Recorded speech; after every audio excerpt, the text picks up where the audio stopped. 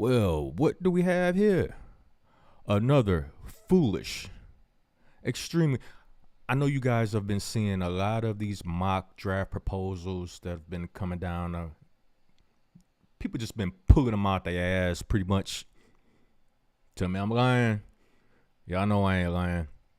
Every week, every day is something new. Well, maybe the Bears will trade down 5 slots and then trade back up 2 slots and then trade back down 10 slots just so they can get a haul.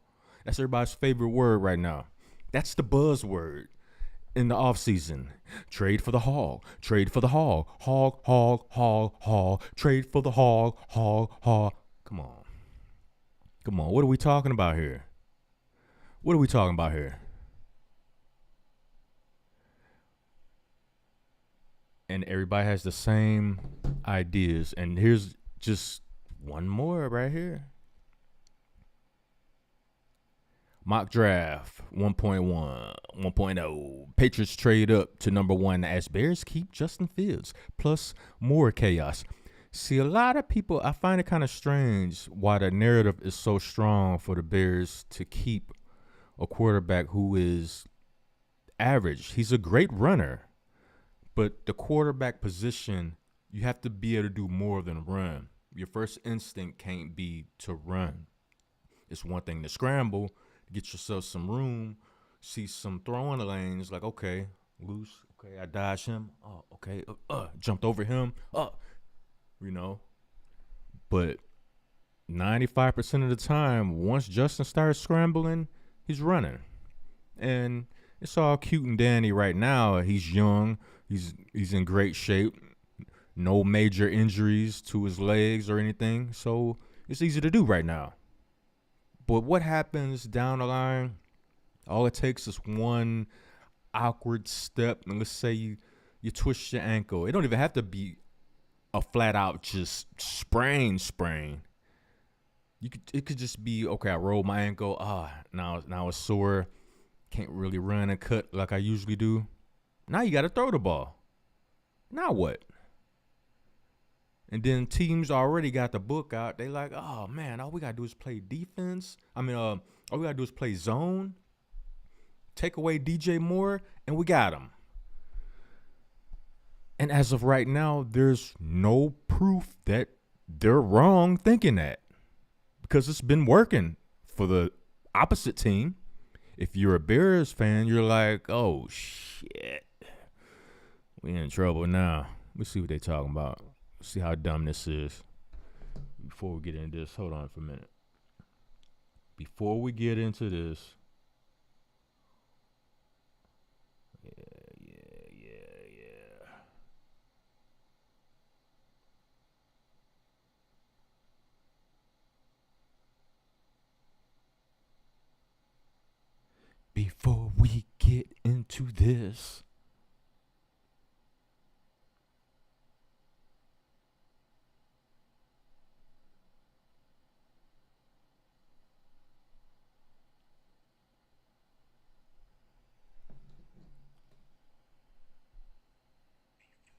yeah. Before we get into this, we're going to see how stupid it is. Watch it be something like dumb. Like, we're going to trade down to 19 and we're going to draft J.J. McCarthy. Like, what? Man, shut up. The NFL season is the most joyous time of the year, but the offseason ain't bad. Ain't bad either.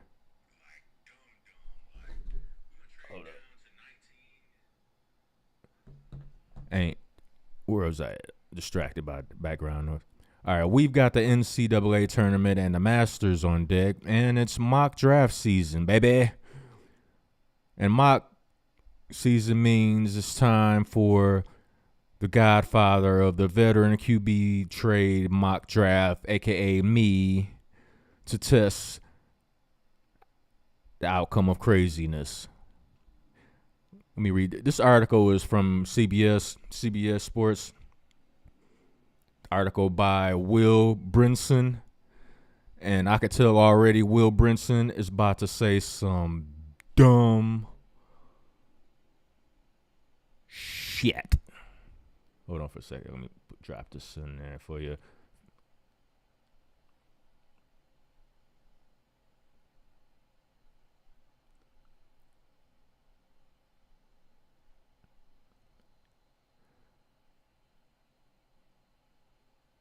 Yeah. So you want to support the content? Hit up the Cash App. Hit the like button. Share these videos, because some of us Bears fans, some of us fans in general, but if you a fan of the NFL, especially if you're a fan of the Bears, and this is really irritating to you right now, how many people coming out of the woodworks,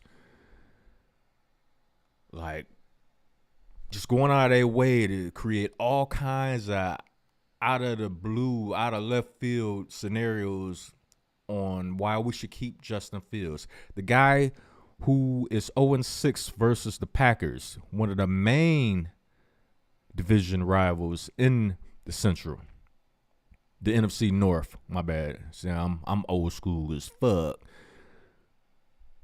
But one of the main rivals in the division, he can't beat him for nothing. In that last game, the Packers secondary basically told everybody blatantly, this is how you beat him. Zone defense, take away his first read. Make him play quarterback. That's why he can't beat the Packers. But for this first mock draft, we're not going to trade a veteran quarterback. Instead, we're going to have the Bears change course. Do what no one expects them to do, and keep Justin Fields while trading away the number one overall pick. Everybody's not on board with that. A lot of people think we keeping Justin. So people common sense is like, nah, we need to get rid of that bum. Bears fans are friends. You know where to find me. With your anger, shut up. We don't care about none of that. Oh, let's get to your mocks, man.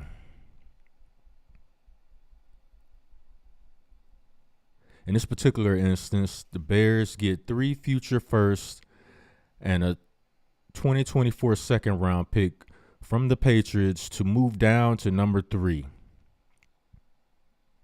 So let's think about that for a minute. Bears trade their first. They get 3 future firsts and a 2024 second. So those future firsts, are they conditional? I mean, because I don't like how blandly they, he just put that out there like that, because that sounds like conditional to me. Which means, yeah, it could be a first, but if the Patriots land in top 3, I don't know if it's exactly like the NBA. So if the Patriots end up with the top 3, the Bears don't get that. They can only get it if it's a conditional 5th pick in the first round, something like that. I mean, y'all let me know, because I wouldn't trade. If I was trading for Justin Fields, I probably would trade a third and a 4th, something like that.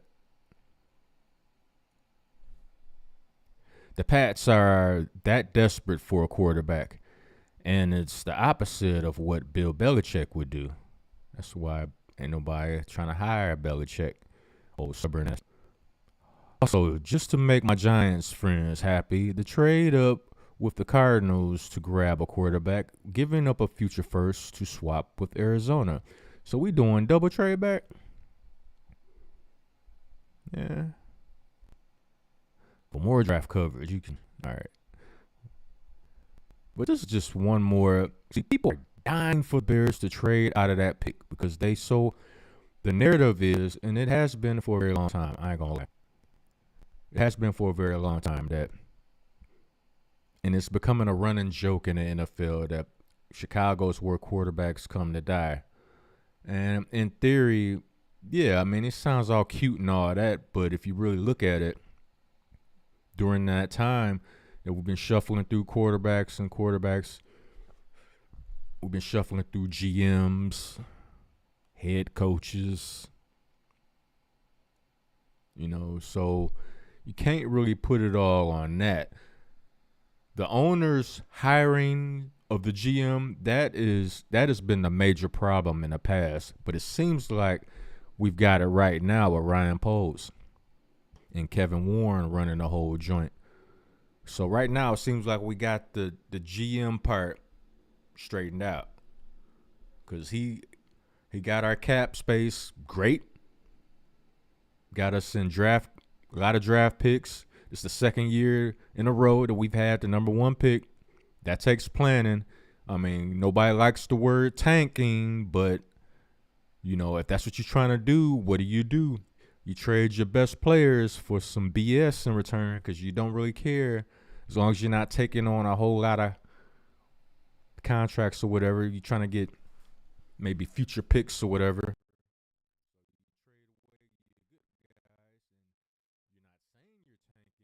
So you trade away your good guys, and you're not saying you're tanking, but people can look at what you're doing and be like, yeah, I see what you guys are doing. You're not slick. So far, Ryan Poles got that down pat. Let's see what this mock is really about. So, okay, the Patriots get Caleb Williams. We trade down, boom. Okay.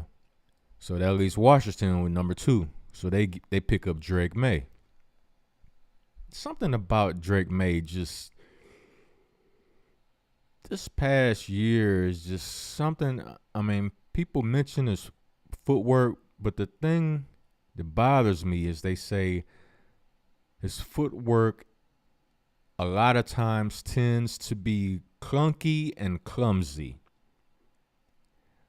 Now, footwork, you got to be in, as a quarterback, you got to be in rhythm. Like, you drop back, you got to be smooth with it.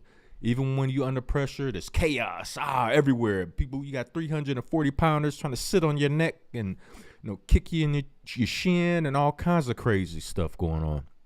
So you got to be able to, you think about all that, you're dodging them, you got to concentrate, and at the same time, you got to keep your footwork smooth so you can be in rhythm. So when you do let go of the ball, boom, bow, snap, bow. So when they say his footwork is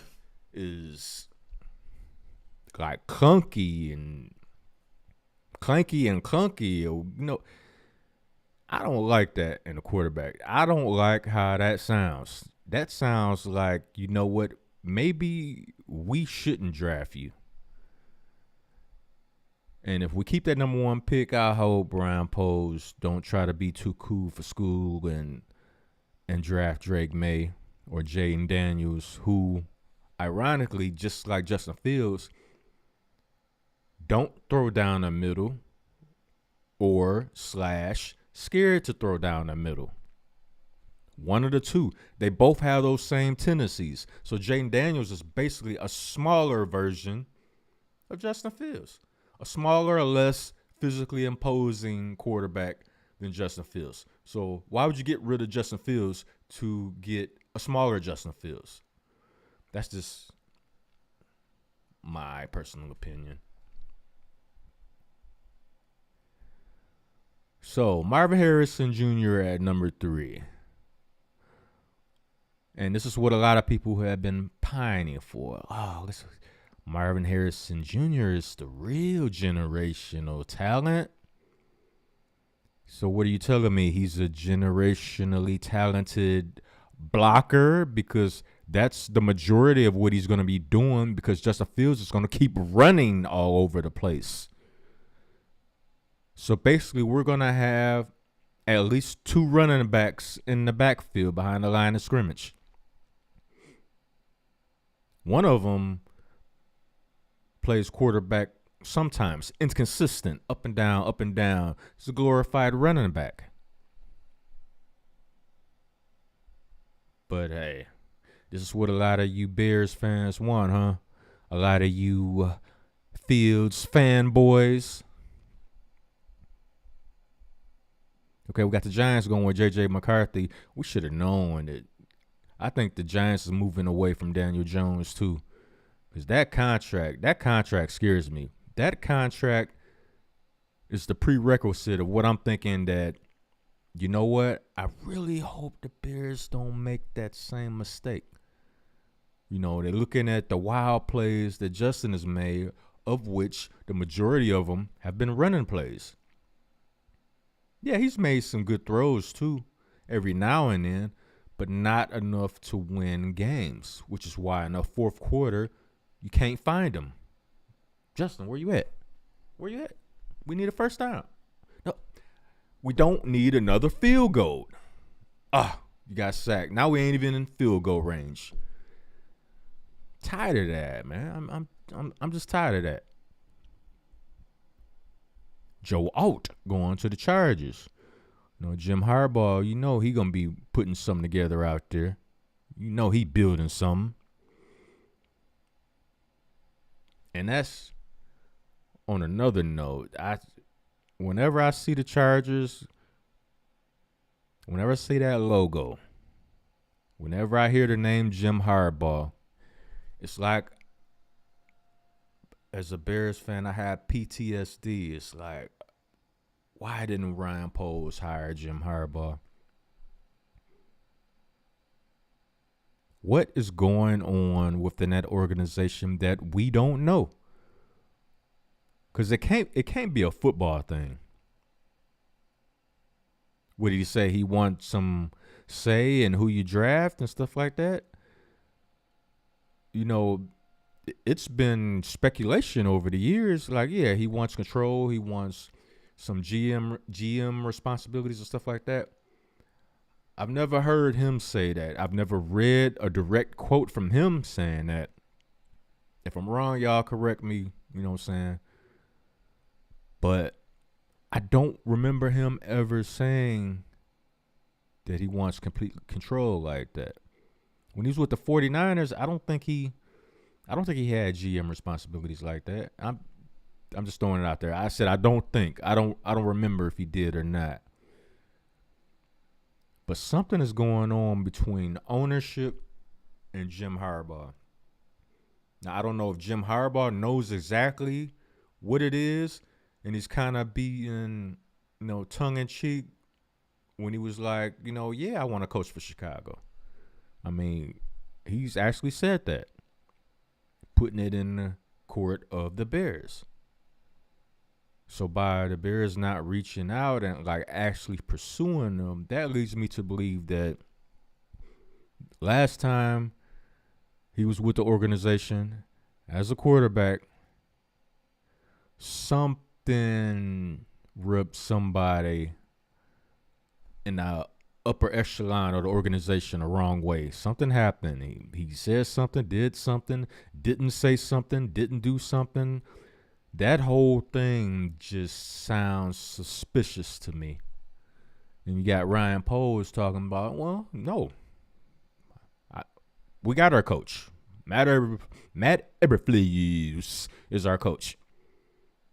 We didn't reach out to Jim Harbaugh. Nope. We got Matt Eberflus. But a sneaky move behind the scenes that I think he was instrumental in bringing in Shane Waldron as a contingency plan. I think in the back of his mind, he kind of knew he probably should have got rid of Eberflus, in my opinion. And he probably picked up Shane Waldron because, if worse come to worse, let's say Bears don't get better. Let's say they take a step back next year. I don't think it's out of the realm of possibility that Ryan Poles will fire Matt Eberflus and make Shane Waldron the head coach. That keeps the continuity between the offensive coordinator and the quarterback, Caleb Williams. So that way it's not you're not really changing anything. You're just making Shane Waldron the head coach. The offense will stay the same. The terminology and everything will stay the same. So you have that cohesiveness.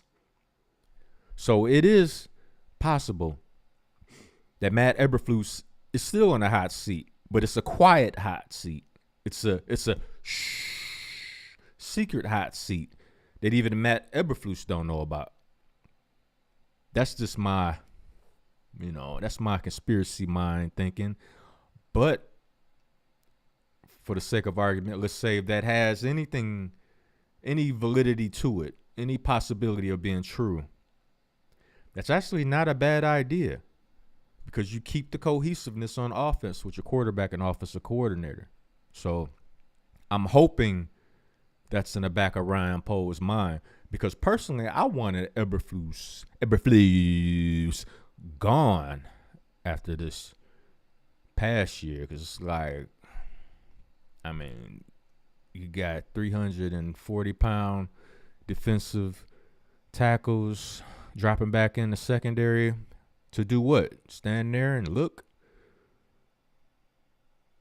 Oh, you really I forgot his name, but you really expected him to cover a wide receiver? That doesn't make sense. So we got, all right, pick 5, you got the Chargers. Pick 6, you got Malik Nabers. That's the thing.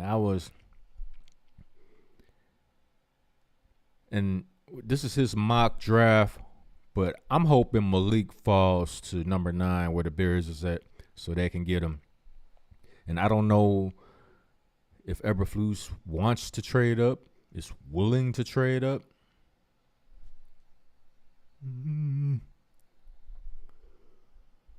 I mean, but we'll see. Then number 7, you got J.C. Latham. Number 8, you got Jaden Daniels. And in this mock draft at number 9, you got the Bears picking up an offensive lineman, offensive tackle. I cannot pronounce the brother's name, but let's try. Olumayuya Fashanu. Brother, if you ever come across this video, I apologize. I tried to pronounce it, and I'm pretty sure I butchered it. I'm sorry, bro. It's a unique name. You know, what can you say? But the Bears, offensive tackle, that wouldn't be a bad pickup at number 9. Because in my scratching a lot of this mock draft right here, the Bears, if they grab Caleb and they still got the number 9, and Malik Nabers don't drop to number 9, nope. Offensive tackle, this dude is a beast, though. That much I do know. Can't pronounce your name, bro, but I know you a beast. So I wouldn't be mad at that at number 9. Number 10, Rome Odunze. I'm sure Aaron Rodgers will love that if his body holds up. Yeah, get that man somebody to throw to. But at the same time, he might need somebody to block for him too, because, man, how you get injured the first drive of the season if you got a good offensive line?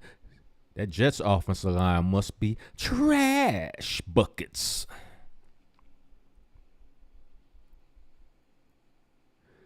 There go another name. I ain't even gonna mess around. Last name Latu. Mr. Latu. The Vikings could go in any direction here, and a lot may depend on whether or not they bring back Kirk Cousins. I'll give them some defensive help with free agency still pending. I think they're going to bring back Kirk Cousins. It's just a little hunch, just a little bit. But I don't know. I don't know if they trying to spend all that money on Kirk Cousins because they looking at Justin Fields like, man, we might be able to get him at a discount. And I wouldn't mind trading him to Minnesota. Give us what's his name? That defensive end is y'all not trying to franchise tag him. Danielle. Give us Danielle. Yeah, we'll take Danielle. Because one thing we do know, no matter what Justin do in the first half, we can kick his ass in the second half, especially in the fourth quarter, because that's when he does his most when it comes to fumbling and throwing interceptions. So, yeah, we'll trade him to you. Yeah, y'all can have him. No problem. Because we know all he going to do is run. I kind of wanted this dude, too, Brock Bowers. So this mock draft got him going at pick 12. Yeah, I don't know how to maneuver it, though. I don't know how to. So if he's on a board at 9, man, I kind of want him. Cause this is what you would call a Y tight end. Like with Jeff Grant, like the tight end the Saints used to have. What's the dude's name? We had him too. Forgot his name already. Jeff Graham. I'm just gonna. Used to be able to fly down. Used to be able to fly down the seams, move the sticks, catch touchdowns. Cause we got Cole Kmet. It's a good blocking tight end. I mean, he can catch too. He can get you some yards. He can get you some first downs. But a tight end that can stretch the defense, man, this dude right here, big and fast and shifty for a tight end. It's like the way he be moving, you be forgetting what position he playing. So yeah, if he's at 9 and all the wide receivers are off the board, I think Brock Bowers will be my number 1 pick, and that offensive tackle will be like 1A for me. You can probably, yeah, I'll leave it in that order, because a tight end that can stretch the seams. See, with Caleb, I know he gonna throw down the middle. I know he not scared to throw down the middle.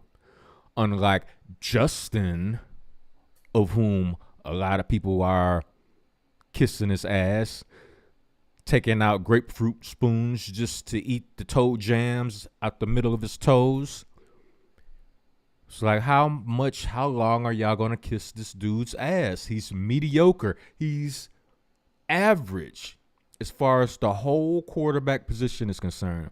I mean, yeah, he can run. He's exciting to watch when he run. But that's not the end-all, be-all to being a quarterback. You got to be able to kill him from the pocket, too. And he just seems like he's never been comfortable in the pocket. Even when I understand the offensive line has been trash over the years, whatever. But over time, you should naturally develop instincts where everybody's at. And there's been times where the pocket has been great. He's had time and everything. Receiver will come open, or a tight end will come open for a split second, and he'll just that split second hesitation of not cutting it loose. Next thing you know, he's sacked, or sack fumble. And it's not just a one-off, something that happens here or there, blah, blah, blah, blah. Nah. Especially late in the fourth quarter, if we need him to drive down the field to win the game, oh, my God. We are done. We are done. What the Raiders going to do? The Pirates of the NFL. Along with the Bucks. Anyway. Pick 13. Terrion Arnold, cornerback. This kind of surprises me because usually the Raiders, as soon as they see somebody in the NFL Combine that runs like a 4.2, 4.3, a low 4.3, you would think that would jump way up on their draft board because they love them some fast wide receivers. It don't matter if you can catch. We don't care. You're fast. You're hired. Or should I say, you're drafted. Poor Raiders. Just fast fast wide receivers and still only scoring 17 points a game. The Raiders are at a point where they can just take the best player available, and while pairing an edge rusher with Max Crosby could work, they're shoring up the back end of the defense here with a player who fits well with Antonio Pierce. I do wish Antonio Pierce all the best luck out there. As long as you're not playing my Bears, we good money. But yeah, I wish that brother the best. You know what I'm saying? Even when he became the interim coach and he was doing decent, they was still like, whoa, he's only the interim coach. You know, they're still looking. Man, get a man a chance first. You know, you might have a diamond in the rough at a discount. See, you ain't got to pay him Bill Belichick money because he's an interim head coach. Now that he's the head coach, you know what I'm saying? You might have some. I'm just thinking about the economic point of view. Byron Murphy the second, defensive lineman, Indianapolis.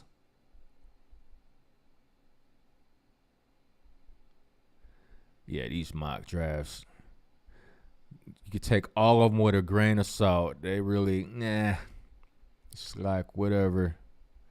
But